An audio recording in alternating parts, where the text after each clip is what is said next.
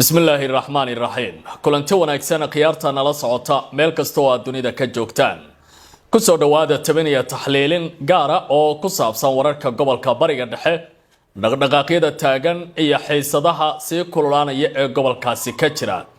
waa 10ka Juulaay sanadka 2026 qodobadaan idin hayana waxa kamida dowladda jamhuuriyadda islaamiga ah ee Iran war ka soo baxay waxa digniin adag loogu diray nidaamka Israel waxana ay sheegtay Tehran warar kasta oo lagu qaado kaabiyaasheeda dhaqaalaha inay kaga argudan doonto warar gaar ah oo ay ku bartilmaameysan doonto nidaamka Israel madaxweynaha dowladda Mareykanka Donald Trump ayaa sheegay weerarada ciidamadiisu ay ku hayaan dowladda Iran in aysan doonayn markan inay qayb ka noqdaan nidaamka Israel isla markaana dagaalkan loogu baahnayn wax kaalinana uusan ku lahayn ra'iisul wasaaraha nidaamkaasi Benjamin Netanyahu wada hadal gaar ah ayaa galabta dhaxmaray madaxweyne Trump iyo sidoo kale ra'iisul wasaare Netanyahu waynu eegi doonaa waxyaabaha isla soo qaadeen wadanka Jordan waxa uu iminka dib u qiimeynayaa sawaariiqdii ay ku garaaceen ciidamada dowladda Iran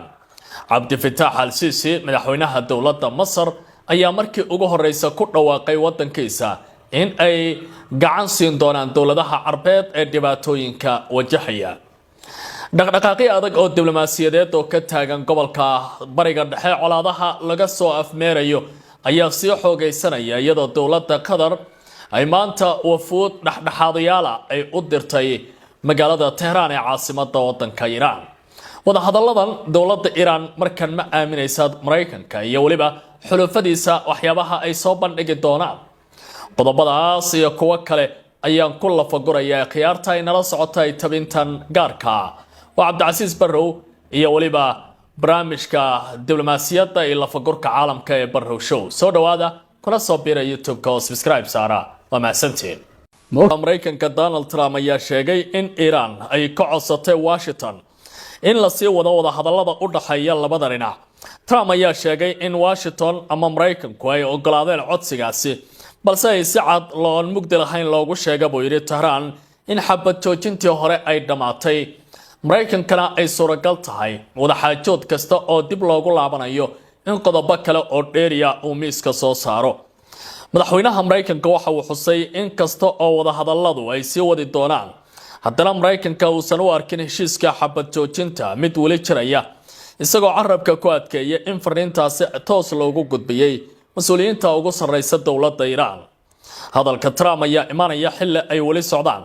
dadaallada diblomaasiyadeed oo lagu doonayo in lagu xalliyo xiisadda sii cuslaanaysa ee ka taagan gobolka bariga dhexe madaxweynaha dalka Mareykanka Donald Trump oo la hadlay telefishinada ugu caansan wadanka Mareykanka mid kamid ah ayaa waxa uu sheegay dagaalka kala dhaxeeya wadanka Iran ciidamadiisa gaarka ah in markan aysan kaalin ku lahayn nidaamka Israel oo uusan doonayn ciidamada Israa'iiliyiintu inay qayb ka noqdaan howlgalladan gaarka sida uu hadalka u dhigay saraakiil Israa'iiliyiin ah oo la hadlay telefishinka CNN ayaa sheegay in madaxweynaha dalka Mareykanka Donald Trump oo isna hore wareysi u bixiyo uu tilmaamay in Israel aysan ku lug yeelan doonin howlgal kasta oo military oo cusub oo ka dhana wadanka Iran saraakiishan ayaa sheegay in qiimeynta ugu badan ee jirta Israel ay tahay in Trump uusan doonin in dib loogu laabto dagaal ballaaran oo lala galo wadanka Iran warbixintu waxay intaa ku dartay in tallaabada uga fog baaliyay maamulka Trump uu qaadi doono isla markaana Israel ay doonayso dagaalada in ay sii dheeraadaan oo dhibaatooyinka ay noqdaan kuwa aan xal loo heli karin sabarkaana Israel ay doonayso colaadu inay sii baahdo Trump waxa uu soo jeedinayaa markan inaysan kaalin ku yeelan karin Israel weerarada lagu qaadayo wadanka Iran sida doodiisa uu dhigay xogayaha sare ee golaha amniga qaranka ee wadanka Iran ayaa ku dhawaaqay weerar kasta oo lagu qaado kaabayaasha dhaqaalaha ee wadankiisa in mid lamida lagu sameyn doono nidaamka Israel isla markaana aysan dhici doonin wadamada Carabta ee qaliijka in ay arrimahaasi bartilmaameedka oo kaliya ay noqon doonaan tani waxay ku soo aadaysaa iyadoo shalay weerar lagu qaaday xarunta nuclearka ee Bohshar iyo sidoo kale qaybo ka mid ah wadooyinka xadiidka tareenka ee isku xira dhinacyada Tehran iyo sidoo kale magaalada Mashhad ee wadankaasi Iran. Trump ayaa hore u sheegay kaabayaasha dhaqaalaha iyo waliba nolosha dadka Iran in uu weerar ku qaadi karayo haddii dowladda Iran ay ku sii adkaysato dagaalkan in ay sii ballaariso. xogayaha golaha sare ee amniga qaranka dalka Iran Mohammad Baqir Zulfikar ayaa sheegay in si adag Iran ay uga jawaabi doonto weerar kasta oo lagu qaado kaabayaasha muhiimka ah ee wadankiisa. Mas'uulkan waxa uu yiri waxaan horay u cadaynay in weerar kasta oo loo adeegsado buu yiri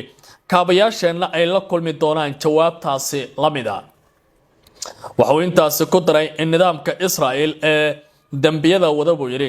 kaas oo ka dambeeya falalkan gardarrada ah uusan ka badbaadi doonin jawaabta dagaalyahanka dalka Iran iyo ciidanka birlabka ah ayuu hadalkiisa ku sheegay. hadalkani waxa uu imaanayaa iyadoo ay aad u sii ballaaranayaan duqeymaha Mareykanku uu ku hayay saacadihii la soo dhaafay qaybo ka mid ah wadanka Iran. dowladda Jordan oo shalay la kulantay weerar xoog leh oo ay ciidamada Jamhuuriyadda Islaamiga ah ee Iran ay ku qaadeen wadankaasi ayaa iminka dib u qiimeynaysa dhibaatooyinka weeraradii ay la kulmeen iyadoo saldhigga Mareykanka uu ku leeyahay wadankaasi Al-Asraq la yiraahdo ay la kulmeen duqeymihii ugu xoogganaa. sawirada gacmeeda oo la qaaday ayaa muujiyay dhibaatooyinka dagaalku in uu aad u sii xoogaysanayay daqiiqada ka dambaysa shalay, isla markaana dowladda Jordan ay dareentay in tillaabooyinkan haddii ay soo socdaan ay mushkiladu sii ballaaran doonto. war ka soo baxay dowladda Masar ayaa sidoo kale lagu sheegay in Urdun ay kaalmo iyo garab ka helayso dowladda Al-Qaahira sida madaxweyne Cabdifitaax al-Siisi xafiiskiisa madaxtooyada laga soo xigtay. dowladda Urdun ayaa qaaday tallaabooyin degdeg ah oo dhinaca amniga iyo difaaca ah kadib markii mar kale cirka isku shareertay xiisadda gobolka, taas oo ka dhalatay go'aanka madaxweyne Donald Trump uu sababay in weerar cusub lagu qaado gudaha wadanka Iran. sida lagu sheegay warbixin ay u daabacay wargeyska Ra'yul Yawm,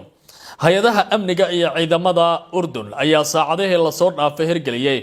qorshayaal degdeg ah oo ku saabsan howlgallada iyo waliba xaaladaha degdega, waxaana dib loo howlgeliyay nidaamyada difaaca la socodka gantaalaha iyo sidoo kale in dib loo eegayo qorshaha la xiriira isu socodka diyaaradaha haddii xaaladaha amnigu ay sii xumaadaan sida warkaasi lagu sheegay. hay'adaha amniga qaranka Urdun ayaa si dhow ula socda dhammaan isbedelada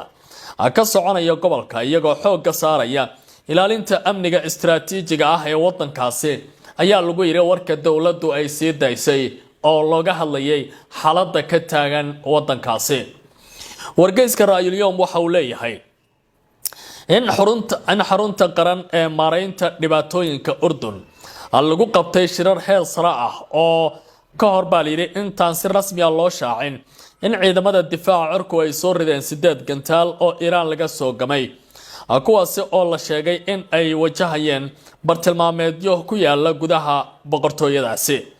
ila wareejyada Urdun waxa ay sheegayaan in la dhaqan geliyo habraacyo gaar ah oo la xiriira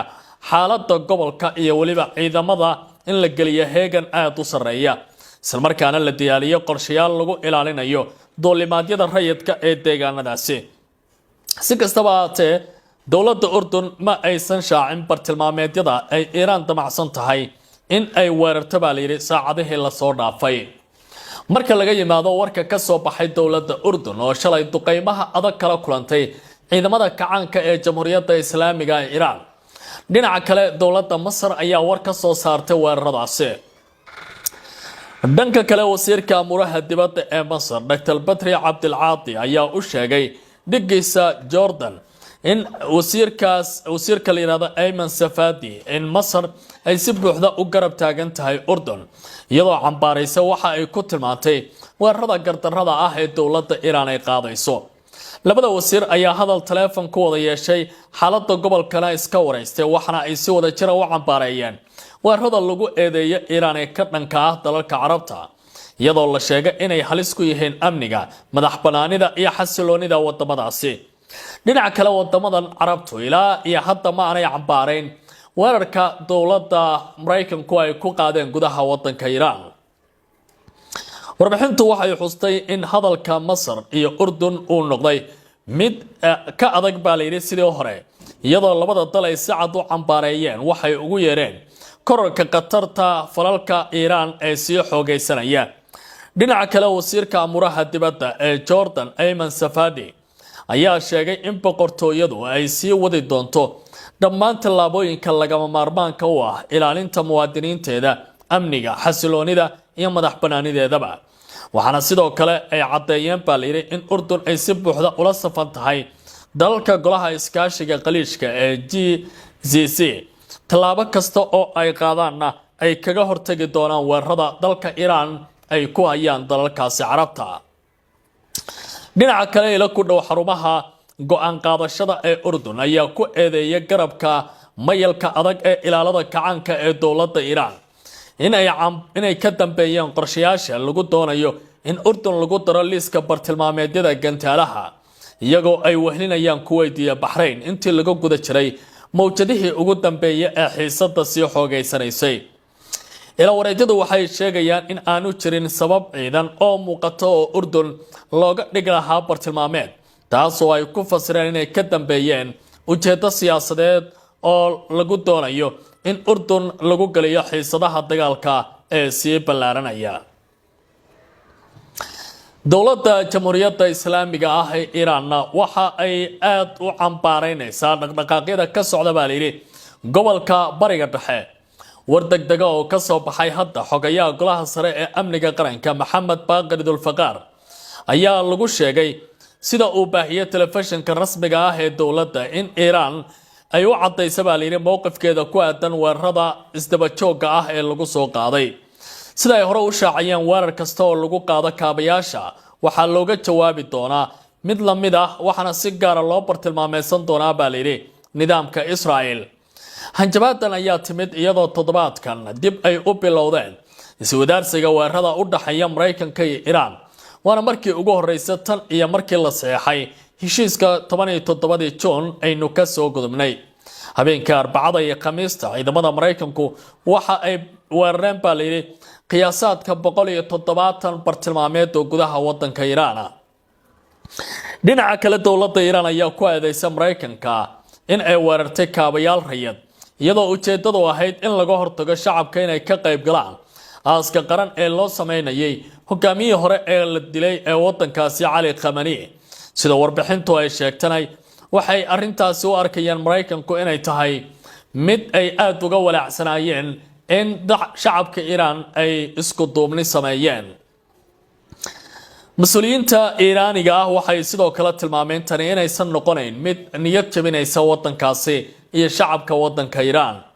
dhinaca kale xafiiska ra'iisul wasaaraha Israa'iil Benjamin Netanyahu ayaa sheegay in wadahadal telefoon oo ay yeesheen madaxweynaha Mareykanka Donald Trump iyo ra'iisul wasaare Netanyahu ay si weyn uga hadleen xiisadda iyo dhaqdhaqaaqyada gobolka ee sii xoogaysanaya marka la eego xaaladan sii kululaanaysa ee u muuqata in ay hadda aan xal degdega laga gaari karin.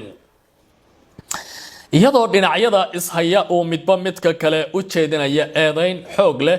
warar soo baxaya ayaa tilmaamaya maanta wafuud ka socotay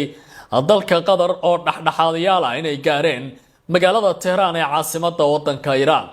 ujeedadu waxay tahay wadanka Iran in laga keeno xal nabadeed isla markaana Mareykanka iyagu ay dib ugu laabtaan wada xaajoodka. wakaaladda wararka ee Reuters oo soo xiganaysa ilo xog ogaal ayaa sheegtay in wafdi dhexdhexaadayaal oo ka socda wadanka Qatar ay gaareen dalka Iran iyagoo la kulmi doona mas'uuliyiinta ugu sareysa ee talada wadankaasi ay ka go'do si Mareykanka iyo Iran ay wada xaajoodka ugu laabtaan, isla markaana loo abuuray jawi ku habboon dib u soo laabashada wada xaajoodka. sida warbixintu ay sheegeen kulamadan ayaa diiradda lagu saaray sidii loo hirgelin lahaa heshiiska isafgaradka ee u dhaxeeya Mareykanka iyo Iran, sidoo kalena arrimihii sababa xiisadda mar kale looga wada hadli lahaa. Qatar ayaa waxay sii wadaa doorkeeda dhexdhexaadinta iyadoo dalalka ku jira arrintaasi la doonayo in ay mar kale sii laba lixaadiyaan si dhinacyada hadda isweeraraya ay xal kama dambaysa uga keenaan. fiid wanaagsan khiyaarta inala socotay tabinta qaybtan wararka taxliilinta iyo lafagurka caalamka ee Barrow Show. qaybtan intaas ayaan ku akinayaa warar iyo macluumaad kale ayaa noo soo socda. fadlan ha ilmaamina YouTube-keena subscribe saartaan. ومع سنتين